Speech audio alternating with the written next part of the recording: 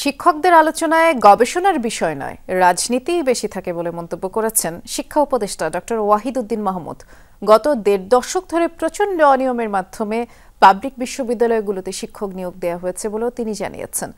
সকালে রাজধানীর একটি হোটেলে উচ্চশিক্ষা বিষয়ক সেমিনারে এসব কথা বলেছেন শিক্ষা উপদেষ্টা। পাবলিক বিশ্ববিদ্যালয়ে শিক্ষক নিয়োগের ক্ষেত্রে রাজনৈতিক বিবেচনা বন্ধ করার এখনই উপযুক্ত সময় বলেও মত দেন আলোচকরা।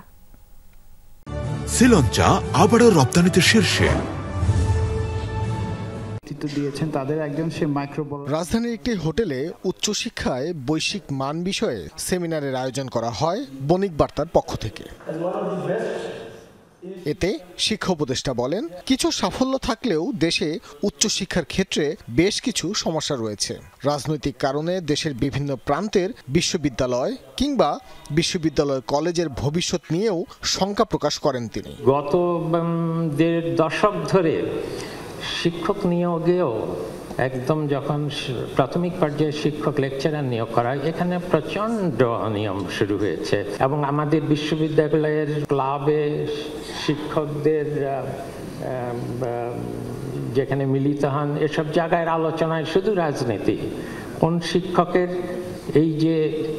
এই আন্তর্জাতিক মানের সাইটেশন কত দুটো, এগুলো নিয়ে আমি কখনো আলোচনা করতে দেখি না। সেমিনারে অংশ নিয়ে নিজেদের অবস্থা তুলে ধরেন বিভিন্ন বিশ্ববিদ্যালয়ের উপাচার্যরা। উঠে আসে রাজনৈতিক নিয়োগ, আন্তর্জাতিক র্যাঙ্কিং সহ নানা বিষয়।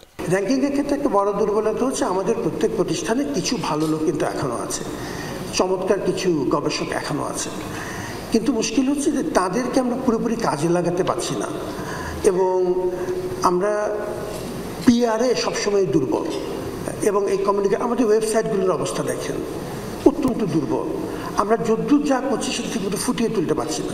যদি বিশ্ববিদ্যালয়ে একটা বিভাগ খোলা হয় যে ভাইস চ্যান্সেলর আত্মীয়দের চাকরি দেওয়ার জন্য, অথবা ৪০ নম্বরে আছে আপনার সিরিয়ালে পুরো লাস্ট রেজাল্টে তাকেই যদি চাকরি দেওয়া হয়, তাহলে ওই বিশ্ববিদ্যালয়ের উন্নতি কী হবে? আমার কাছে মনে হচ্ছে যে অনেক শর্ত আলোচনা করার প্রয়োজন নাই।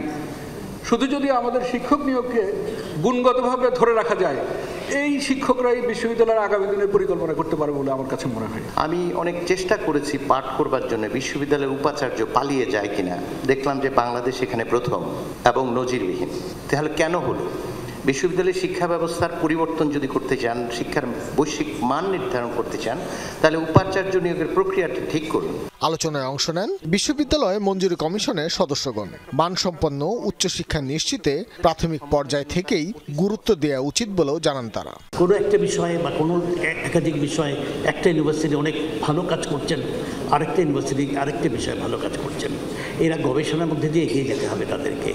সেখানে ডেফিনেটলি আমরা সেখানে যে পিএইচডি প্রোগ্রাম যদি তারা ইন্ট্রোডিউস করতে চান, আমরা সেটা স্যান্ডউইচ প্রোগ্রাম বলি বা নিজস্ব প্রোগ্রামে বলি, আমরা সেখানে পজিটিভলি দেখব, ওনাদেরকে সাথে নিয়েই আলোচনা করব।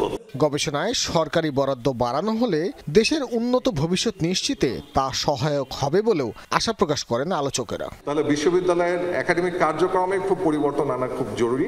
ভাস্কর ভাদুরী, যমুনা নিউজ, ঢাকা। একইভাবে